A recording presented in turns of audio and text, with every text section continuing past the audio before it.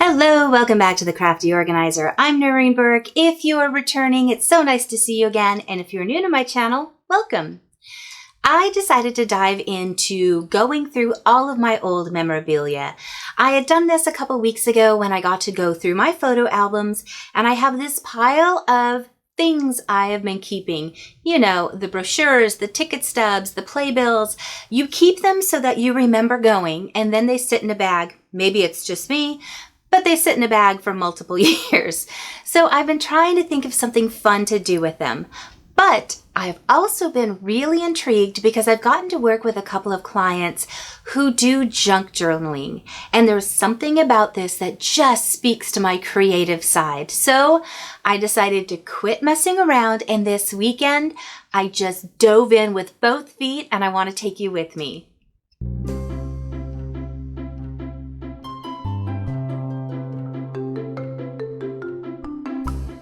So I started watching a couple of tutorials on YouTube, and my gosh, what a rabbit hole that is. So after I wasted 3 hours, I'm not even kidding, 3 hours watching all of these ideas, I was actually getting more confused and more overwhelmed with how to start. The images that were online were so spectacular and beautiful and interactive, and I wanted mine to look like that. However, you know, none of us start off immediately knowing how to swim, skate, cook. We have to start somewhere. So I decided to shut off everything I'd seen, come out here and really look at what supplies I have, and challenge myself to create a junk journal that lines up with my type of crafting using only what I have. So the first thing I did was get out some of my supplies that I was willing to use. I've been getting pads of paper again, and of course there's papers that I'm just okay with. Those were the papers I was going to use first. Then I got out my pile of memorabilia, the things that I wanted to go ahead and scrapbook, for better use of a word. Now there seems to be a lot of names with this, so let me know in the comments below, what do you call this type of craft? It's art journaling, junk journal, smash book. I always thought of it as a scrapbook, but I think they're interchangeable, but if I'm wrong, please educate me in the comments below.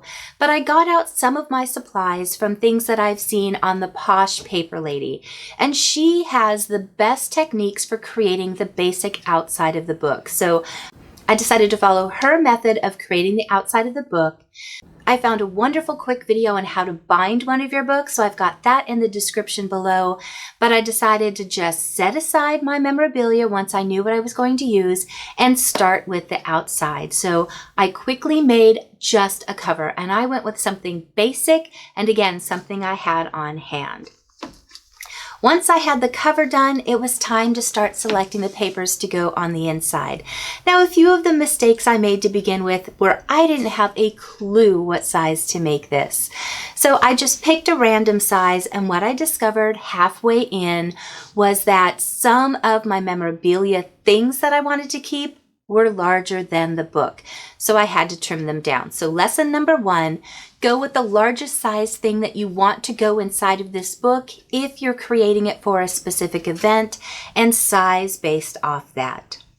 The next thing I did that was kind of a mistake is I didn't know how many pages I was going to need. So I just threw an amount in there based on papers that coordinated.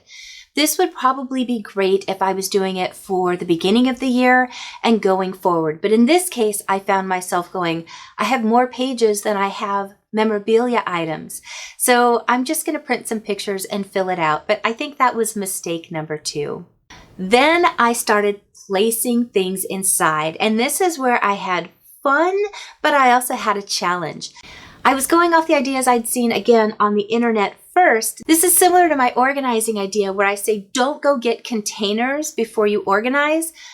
I bought the junk journaling organizing ideas before I actually had done anything else. So I learned by these mistakes, but as I was putting things inside, I was so drawn to the interactive folding flip-flop pages that I'd seen on videos that I desperately wanted to create that. But the items that I had from my memorabilia did not fit in line with that. So when it was all said and done, I spent 6 hours making this book, but I loved those 6 hours. This was by far one of the most enjoyable things that I've gotten to do in a long time. It tapped into that creative spirit. It reminded me of some things that I really loved doing when I used to scrapbook so much. So I got to put in some elements that allowed movement. I made little pockets, but I definitely decided that this is a craft that I want to learn more about and start making more. So if you have tips, suggestions, someone you follow that you think is fantastic, please leave it in the comments below, because I think this is a new thing that I'm very much going to enjoy. And if you're interested in following me on that journey, let me know in the comments below. I'd love to bring you with me. But here is my final book. I did a very simple book. This was just wrapping paper that I got from Daiso. I cut out some magazine pages that said New York, and I made the simplest little tie by just sewing a big button and a smaller button underneath to wrap the string around. I put our original pamphlet for the traveling on the inside after I lined it with one of the maps. I made a little magnetic closure, and you guys, I just had fun with this. All of the maps will open and pull out because I really didn't want to cut up the maps. They were just kind of special to me. I did cut up the playbill, but then I made a little Aladdin bookmark out of a paper clip to keep it closed. I just made all of the maps so that you could open them up from inside. This is my favorite. I put a brad in so that I can flip my original ticket out and then slide it back in. So I had a lot of fun doing this. I made pockets, and I am not going to be the one to tell you how to do any of this because I am learning, and I promise there are much better videos out there showing you how to make a junk journal. But the point of the story is I used all supplies I had. I gave myself a new crafting experience, and I had a blast. And more importantly, I now have a home for those memorabilia items that I've been holding from one trip. So now I think I'm going to make a few more of these books for some other trips I've taken, and I definitely want to do one for the year. I think this would be a really fun thing to do at the beginning of each year so that I can jot down the things that I've done throughout, and then I wouldn't be so mindful of sizes and things. I could just make it a standard size, tuck in anything inside of envelopes and pockets, which if you haven't seen how to do these before and you see the envelope pages, oh my gosh, I'm in love with that idea. So that's going to be something I do on my next one. But I wanted to bring you along with this to remind you that there's so many things that you could be making out there. I know a lot of you have supplies that have been lying around that maybe you're not in love with. This was a great opportunity to use things that weren't quite my favorite because they get buried behind the actual items, and you can tweak them and recolor them and add embellishments to fade them into the background.